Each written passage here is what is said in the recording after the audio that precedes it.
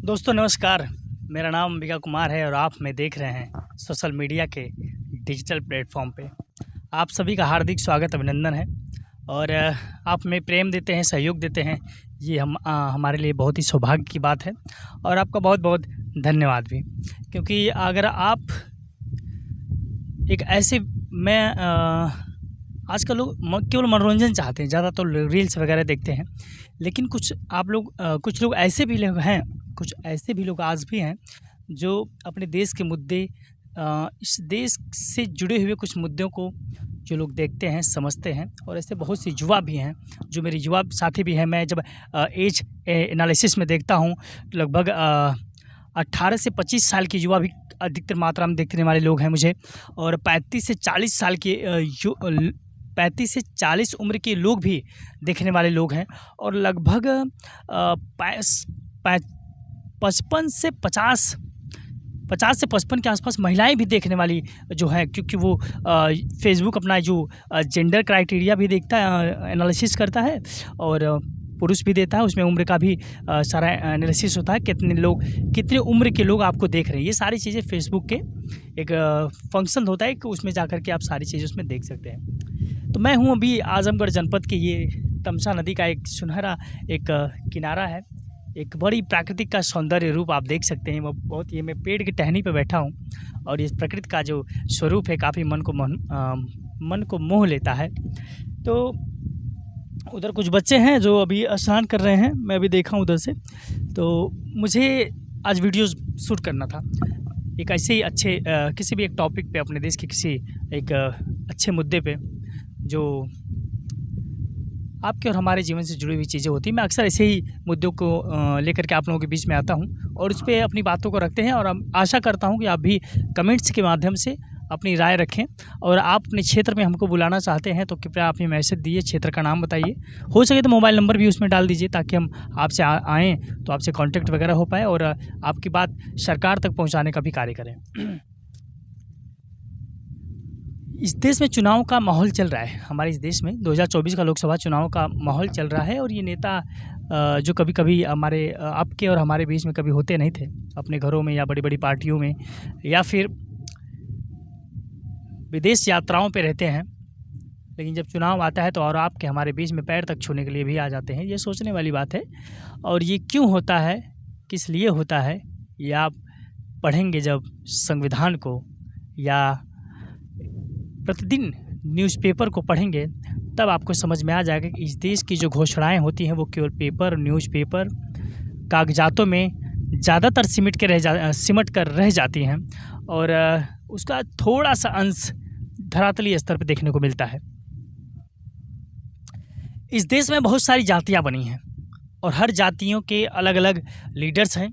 अपने अपने हिसाब से लोग पॉलिटिक्स करते हैं और उनका एक अच्छा खासा वोट बैंक भी है। लेकिन सबसे निचले स्तर की जातीय व्यवस्था में अगर देखा जाए तो उसमें SC, ST, OBC आता है। सबसे नीचे जो आते हैं SC और ST आते हैं, यानी जनजाति और जनजाति और अनुसूचित जनजातियाँ, ये सारी चीज़ें। ये लोग कूड़ा या कहें तो नालों की साफ सफाई इत्यादि करने वाले लोग रहते हैं, ये मान्यताओं के अनुसार। लेकिन आज का समय ऐसा नहीं है। नालों की सफाई करने वाले व्यक्ति के बच्चे भी अब पढ़ रहे हैं। और ऐसे ही कुछ लोग हैं जो उनके बच्चों को पढ़ना नहीं देखना चाहते हैं, शिक्षा को महंगी कर रहे हैं। वो क्यों महंगी कर रहे हैं? क्योंकि वो जानते हैं कि गरीब अगर गरीब रहेगा तो सवाल नहीं करेगा। सत्ता के सिंहासन पर का जो मज़ा रहता है वो हम उठाएंगे। बड़ी बड़ी पुलिस की गाड़ियों में चलेंगे, हुटरों में चलेंगे, सनसनीखेज मच जाएगी जब चलेंगे तो। और होता भी ऐसा है, क्योंकि इस वोटर्स की ताकत वो गरीब नहीं समझ पाता। मैं बार बार कहता हूँ कि आप अपने बच्चों को पढ़ाइए। अगर आप उस युग पे नहीं हो पाए हैं, आप उस योग्यता को नहीं महसूस करते हैं, लेकिन आप निजी जीवन में उसका सामना करते होंगे, आपको अंदाज़ा होगा कि किस प्रकार से आपका शोषण होता है, चाहे वो किसी भी पैमाने पे होता हो। आज मुझे बहुत से न्यूज़ चैनलों में काम करने को मिल रहा है लेकिन मुझे पता भी वहाँ भी लोग शोषण करते हैं, ऐसी बात नहीं है। लेकिन स्किल है तो आप उसमें थोड़ा सा अन्य संस्थाओं की अपेक्षा तो उसमें ज़रूर आपको थोड़ा सा रियायत मिलती है और नाम, शोहरत, पैसा सब कुछ मिलता है। आज सोशल मीडिया का ज़माना है, युवाओं को एक अपनी प्रतिभा स्थापित करने का एक स्थान मिल चुका है और ऐसा हमारे देश में नहीं हो पाया। ऐसे प्लेटफॉर्म ऐसा नहीं बन पाया जिस पे इस देश की युवा आश्रित हो पाए, उस पर निर्भर हो पाए। हम विश्वगुरु बनने की दावा तो करते हैं, लेकिन क्या हम उस पैमाने के ऊपर खरे उतरते हैं? क्या लगता है? महंगाई बढ़ रही है, सच्चाई है, लेकिन कुछ लोगों को नहीं ये दिखता है। मैं लोगों के बीच में जाता हूँ, उनकी आवाज़ सरकार तक पहुँचाने का कार्य करता हूँ, क्योंकि सरकार को भी अगर ये चीज़ें महसूस होंगी कि उनकी जो जनता है वो वाकई परेशान है, जनसंख्या नियंत्रण लाना चाहिए। और जनसंख्या नियंत्रण बिल लाने से ज़्यादा महत्वपूर्ण है कि आप शिक्षण संस्थानों को ज़्यादा से ज़्यादा बच्चों को जागृत करिए, उनको ज़्यादा से ज़्यादा शिक्षा मिलेगी। जो निचले स्तर के लोग हैं तो वो अपने परिवार को भी सीमित बनाएंगे और इस देश की अर्थव्यवस्था में, इस देश के विकास में बहुत ज़्यादा डेवलपमेंट होगा। हम नेशनल इंटरनेशनल लेवल में एक अच्छी अपनी ख्याति स्थापित कर पाएंगे। ये तभी हो सकता है जब हम एक अच्छी मजबूत आधारशिला शिक्षा के रखेंगे। हमारे भारत में 28 लगभग 29 राज्य के आसपास हैं। अगर सभी राज्यों की साक्षरता दर मिलाएं तो कुछ राज्य ऐसे हैं जो आज भी भुखमरी और गरीबी से लड़ रहे हैं। हमें अनाज देने की आवश्यकता क्यों पड़ रही है? ये तो पहले से भी था और चलता भी रहेगा और चलना भी चाहिए, क्योंकि अगर हम उस सत्ता के सिंहासन पे अगर बैठे हैं, ईश्वर ने आपको वहाँ पे बैठाया है, तो आपको ऐसा करके जाइए कि लोग आपको इतिहास के पन्नों में याद रखें, अपने दिलों में याद रखें, कई पीढ़ियाँ आपके कार्यों का गुणगान हो। दिल्ली में महिलाएं केजरीवाल की क्यों तारीफ करती हैं? क्योंकि उस व्यक्ति ने कुछ तो ऐसा कर दिया जो महिलाएं उसके समर्थन में हमेशा रहती हैं। आपकी कोई भी डेटा उठा के देख लीजिए, किसी भी पत्रकार के माध्यम से या किसी भी संस्था के माध्यम से आप देखिए, महिलाएं ज़्यादातर उसको सपोर्ट करती हैं, क्योंकि बस की सुविधा उसने फ्री कर दी और वो अपने घर के पैसे से थोड़ी किया है। उन्होंने इस जनता के टैक्स के पैसे से ही उनको वो सारी सुविधाएं प्रदान कर रहे हैं, या और भी तो लोग कर सकते हैं। हमारे यहाँ युवा सबसे ज़्यादा हैं, उनके अंदर एक जोश है काम करने के लिए। आप उनको काम तो दीजिए। सरकारी नौकरी के पीछे ये लोग क्यों भागते हैं? मैं आपको जीता जागता उदाहरण बता दे रहा हूँ। सरकारी नौकरी के पीछे इसलिए लोग भागते हैं क्योंकि उस नौकरी में एक गारंटी होती है, उनको वो सिक्योरिटी फील करते हैं और एक अच्छी खासी सैलरी भी पाते हैं। वही सैलरी जो उत्तर प्रदेश में शिक्षा विभाग के जो प्राइमरी लेवल के जो टीचर्स हैं, 40,000 45,000 के आसपास उनकी सैलरी है वर्तमान में, तो यहाँ पे भर्तियाँ कम हो रही हैं क्योंकि सैलरी ज़्यादा है। बिहार में वही लोग हैं जो 25,000 पे भी सैलरी काम कर रहे हैं। करेंगे लोग, ऐसी बात नहीं, करेंगे लोग। तो वहाँ लेकिन और पैमाने पे हो रहे हैं। आप गवर्नमेंट संस्थाओं को प्राइवेटीकरण में कर देंगे, अगर निजीकरण में कर देंगे तो फिर इसका क्या हल है? अरे उन्हीं आप चीज़ों को जो निजीकरण में कर रहे हैं उससे कम सैलरी में लोगों को रखिए, क्या दिक्कत है? तब भी लोग मैनेज करके चलेंगे। 45,000 आप नहीं दे सकते, कम से कम 30,000 रुपये की मिनिमम सैलरी दे सकते हैं। तो कम से कम जो आपका 15,000 रुपये बचेगा थोड़ा ऐड करके और एक और एम्प्लॉय इसमें रखा जा सकता है। चपरासी उसमें 15,000 रुपये में रखा जा सकता है, वो भी कार्य कर सकता है, कर भी सकता है, ऐसी बात नहीं है। हो सकता है उसके बच्चे उसी पैसे में, जब वो देखिए शिक्षण संस्थाओं में जब लोग व्यक्ति जुड़ते हैं तो उनके मानसिक विकास होता है। पैसा कमाने के लिए मजदूर भी कमाता है, लेकिन पैसा कमाने के लिए एक पढ़ा लिखा व्यक्ति भी कमाता है जो मासिक सैलरी पे काम करता है, लेकिन वो पूरे महीने भर के खर्च को एक सूची बना करके उसमें चलता है। एक अपना वो कह सकते हैं कि शब्दों में कि अपना वो एक बैलेंस बना के चलता है महीने भर का। लेकिन मजदूर वर्ग वो कमाता तो है प्रतिदिन की दिहाड़ी में, लेकिन महंगाई की भी वजह से या कहें तो वो अशिक्षा की वजह से उस चीज़ को मैनेज नहीं कर पाते हैं। या हमारे यहाँ अब रोज़गार भी कम होने लगा है। लोग मकान वगैरह जब बनवाते हैं तभी ना मजदूरी मिलेगी। लोग मकान कहाँ से बनवाएंगे जब उनके पास बैंक बैलेंस ही नहीं रहेगा। तो इंसान ही इंसान के ऊपर निर्भर है। कहीं ना कहीं आप ये बात को छुपा नहीं सकते हैं। और देश विकास तभी कर सकता है जब हमारे देश की नागरिक योग्य रहेंगे। हमें शिक्षण संस्थान मजबूत करने पड़ेंगे। हमें स्किल, अब मशीनों का दौर आ रहा है। जिस मशीन को आप पहले किसी कार्य को 10 व्यक्ति मिलकर करते थे, अब मशीन मात्र 2 दिन में करते थे, मशीन आकर के 1 घंटे में वो काम को कर दे रही है। एक व्यक्ति यानी 9 लोग जो बचे, 10 लोगों में से जो 9 लोग बच रहे हैं वो तो बेरोजगार हो जाएंगे। तो ज़रूरत है हमें ऐसे स्किल डेवलपमेंट करने की, उनको प्रशिक्षण देने की और अलग अलग तकनीकियों में उनको कुशल बनाने की। और ये कुशल कब हो सकते हैं? हमारे देश में बहुत सारे प्राइमरी विद्यालय बहुत से हैं। देश ने इतनी तरक्की की कि उसका पूछिए मत।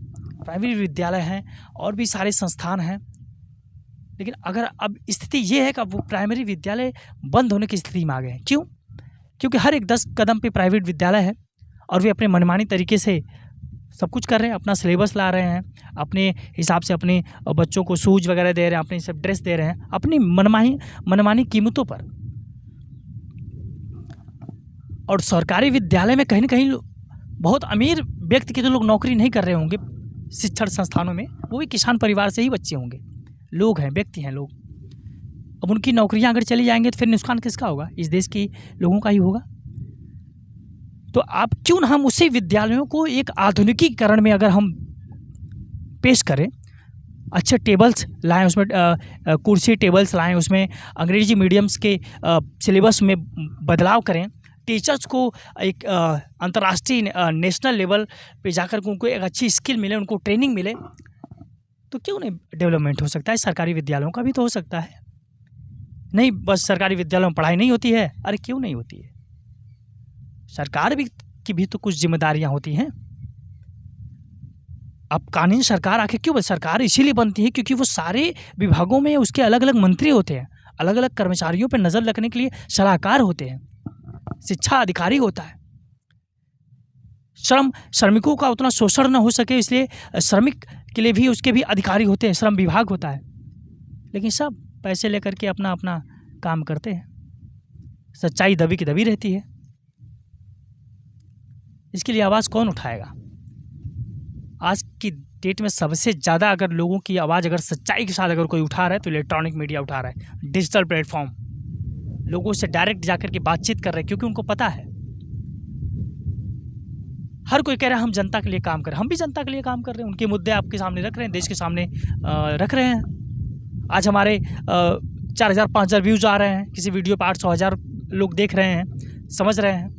कुछ लोग तो समझ रहे हैं ना, हो सकता है आने वाले वक्त में और भी लोग समझें। और हम तो ऐसे ही आवाज़ उठाते रहेंगे लोगों की हक की आवाज़। मेरी किसी पॉलिटिकल पार्टी से कोई गिलवा शिकायत नहीं है, क्योंकि ये लोकतंत्र है और सबको अपने अपने विचार रखने का अधिकार भी है। और मैं इस प्लेटफॉर्म पे मुझे पता ही नहीं था कि मैं कब इस प्लेटफॉर्म से जुड़ जाऊंगा, क्योंकि किस्मत मेरे दिल और दिमाग में कोई और ही चल रहा, किसी अन्य चीज़ों के लिए मैं बचपन से ही सोचता था और आज भी सोचता हूँ। इस प्लेटफॉर्म ने कुछ ऐसी परिस्थितियाँ मेरे साथ गुजरी जो मुझे इस परिस्थितियों में ला दी, इस प्लेटफॉर्म पे लाकर खड़ा कर दी। ये परिस्थितियाँ लाकर खड़ा किए हैं यहाँ पे। लेकिन कुछ भी नहीं, जिसके अंदर कुछ कर गुजरने का जज्बा होता है उसे कोई दुनिया की कोई ताकत नहीं रोक सकती। उसके अंदर एक जुनून होता है कुछ करने का, और उसे रोकना ईश्वर हमेशा साथ उसका देते हैं, कोई नहीं रोक सकता उसको। तो इस देश में चुनाव का माहौल भी चल रहा है और बस बहुत जल्दी पहले चरण का चुनाव होने वाला है और आज शायद होने वाला भी होगा। तो आप वोट जरूर कीजिएगा। मैं आप सभी देशवासियों से अपील करूंगा कि जो लोग फर्स्ट टाइम वोटर्स हैं, जो मेरे युवा साथी हैं, आप वोट बहुत सोच समझ कर दीजिएगा, जाति आधार पर मत दीजिएगा। हाँ, उसको दीजिएगा जो आपके लिए हमेशा खड़ा हो, आपके समय में खड़ा हो, मजबूरियों में खड़ा हो, आपके लिए लड़ा हो, उसके लिए आप खड़ा होइएगा। और मैं इस देश के उन सभी लोगों से गुजारिश करूँगा कि इस देश में बहुत से ऐसे मुद्दे हैं जिनको आपकी आवाज़ की ज़रूरत है।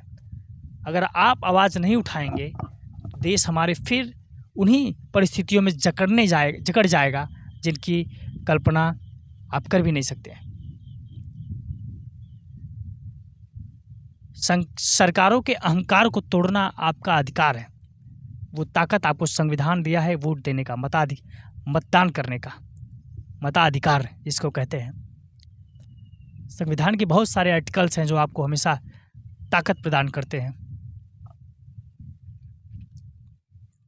जो चीज़ें आज का दौर का टेलीविज़न नहीं दिखाता है वो अब सोशल मीडिया दिखा रहा है। सोशल मीडिया पर बहुत से ऐसे लोग हैं जो फालतू खबरें भी दिखाते हैं, तो उन सबको उन सारी चीज़ों का मैं समर्थन नहीं करता हूँ, लेकिन बहुत से ऐसे लोग हैं जो बड़ी जिम्मेदारी के साथ वो चीज़ें दिखाते हैं और दिखाना भी चाहिए। बहुत बहुत धन्यवाद। आप हमें प्रेम और सहयोग ऐसे ही देते हैं और आपके प्रेम और आशीर्वाद से आज मन गदगद भी होता है, क्योंकि लगता है कि आज भी कुछ ऐसे लोग हैं, ये सारी चीज़ें देखने का ऐसा महसूस होता है कि आज भी कुछ ऐसे लोग हैं जो केवल मनोरंजन ही नहीं, इस देश से की बहुत ही ज़रूरी मुद्दों पे अपना मत, अपना विचार विमर्श करने के लिए तैयार रहते हैं और रखना भी चाहिए, क्योंकि ये चीज़ें अगर नहीं रहेंगी तो शायद सिस्टम का कुछ नहीं हो सकता है, लेकिन होना भी चाहिए। बहुत बहुत धन्यवाद, शुक्रिया, नमस्कार। ये वीडियो मैं खुद ही शूट कर रहा हूँ, इसलिए मुझे खुद ही वीडियो बंद करना पड़ेगा क्योंकि कैमरे के पीछे कोई है नहीं। तो ये मुझे लास्ट में बता देता हूँ, ये तमसा नदी है और इस नदी का भी बड़ा एक अपना अलौकिक आपको हमारे ग्रंथों में इसका बड़ा वर्णन आपको मिलेगा। तो ये कितना सुंदर दृश्य है और मैं सोचा यहीं पे वीडियो शूट करता हूँ और मैंने आपसे बातचीत करके बहुत अच्छा भी लगा सामने। तो यही सारी चीज़ें थी। बहुत बहुत धन्यवाद, शुक्रिया एक बार फिर से। चैनल को हमारे सब्सक्राइब ज़रूर कीजिए, क्योंकि आपकी ताकत की हमें ज़रूरत है। आपकी ताकत हम आपकी आवाज़ बन के निकलेगी। बस सब्सक्राइब कीजिए हमको और वीडियो को वॉच कीजिए।